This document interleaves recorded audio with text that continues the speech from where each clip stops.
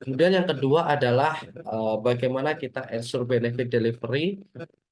Proses ini adalah bagaimana kita bisa mengoptimalkan nilai kontribusi bisnis secara proses service TI dan aset TI yang dihasilkan dari investasi yang dilakukan oleh program IT itu sendiri dengan biaya dari perusahaan.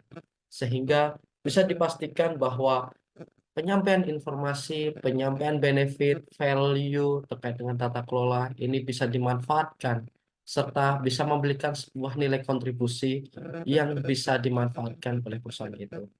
Kemudian tujuan dari proses ini adalah bagaimana mengamankan nilai optimal dari pengadaan TI, servis dan aset, terutama pada efisiensi biaya, terutama terkait dengan bagaimana perusahaan itu menginvestasikan IT dalam jangkauan yang lebih besar dan memiliki kebermanfaatan bagi perusahaan itu sendiri.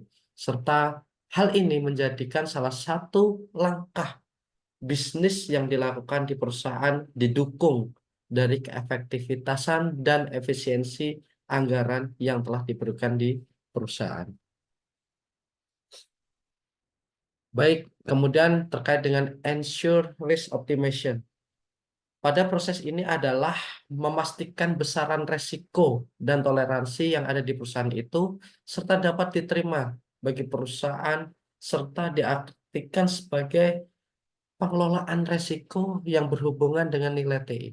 Sehingga harapannya ketika resiko ini sudah ditentukan, resiko ini sudah diawasi, sehingga investasi IT di dalam perusahaan tidak melebihi kemampuan dan toleransi perusahaan itu, serta dalam menerima resikonya. Dan pentingnya pada risk optimization ini adalah kita bisa mengidentifikasikan dan mengelola dampak-dampak yang mungkin timbul dari resiko IT terhadap nilai-nilai di dalam perusahaan dan mengurangi terjadinya kegagalan IT.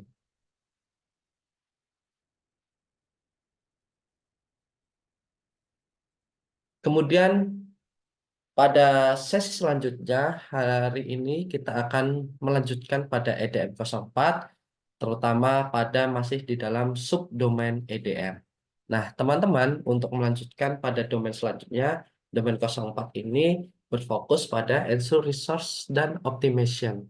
Nah, apa sih ensure resource optimization di dalam proses EDM 04 ini adalah untuk memastikan bagaimana kemampuan IT yang mewadai di dalamnya lingkup dari karyawan, kemudian proses dan teknologi ini untuk mendukung tujuan dari perusahaan secara efektif, dilihat dengan biaya yang optimal. Karena investasi IT ini merupakan salah satu penyumbang kos yang paling tinggi di dalam perusahaan. Sehingga tujuan dari proses ini adalah memastikan sumber daya yang dibutuhkan di dalam perusahaan itu terpenuhi secara optimal. Karena biaya IT bisa kita tekan secara optimal dan juga memastikan kemungkinan bertambahnya keuntungan dan kesediaan untuk perubahan di masa depan.